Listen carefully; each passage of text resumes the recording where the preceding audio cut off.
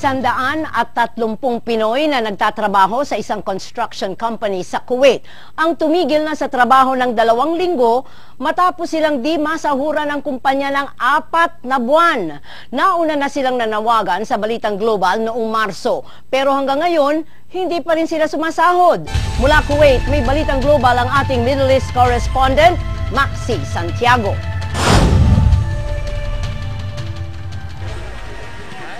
Tuwang-tuwa ang mga Pinoy construction workers sa Wafra nang bisitahin sila ng True Reformed and Overseas Filipino Association o TROPA. 4 na buwan na kasi silang di pinapasahod ng kumpanya. Tigil trabaho na rin sila, wala nang makain. Gusto ko lang sana mangyari, matulungan kami ng agency na makasurvive naman na paano kahit sa may lending lang namin. Kano utang mo? 55.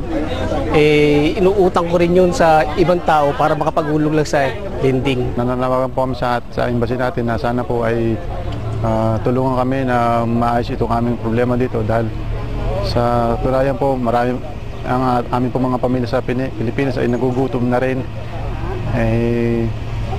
Kami po humihingi ng tulong at sana po matulungan kami.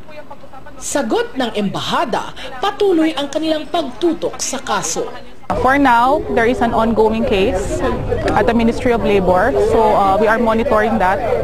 If that does not work out, we will go to the courts to fight for the case, and we have an embassy team in place composed of case officers and lawyers to assist the workers in this case for the full resolution of all their claims, including salary claim, compensation claim, and other damages if appropriate.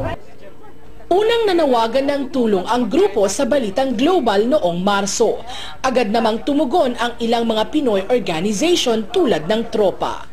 Kami po ay patuloy na handang tumulong sa ating mga kababayan sa abot ng aming mga kaya. Ang organisasyong TROPA po ay narito, ay itinatag upang makatulong lamang sa ating mga kababayan. Tayo lang po ang magtutulungan at lahat pong yan ay ginagawa namin ng taos-puso sa tulong ng may kapal at sa tulong ng ating embahada. Maging ang ibang lahi tulad ni Muhammad Al-Buhairi tumulong din. Nangako siyang magbibigay sa kanila ng pagkain ng 1 buwan. I hear they don't have food. That's why by the name of my office, Al Tahani Manpower, I bring the food for them from the market immediately because I hear they are not eating. That's why, because I would like to help the Filipino people also. Patuloy na umaasa ang mga manggagawa na agad nang matapos ang kaso nila.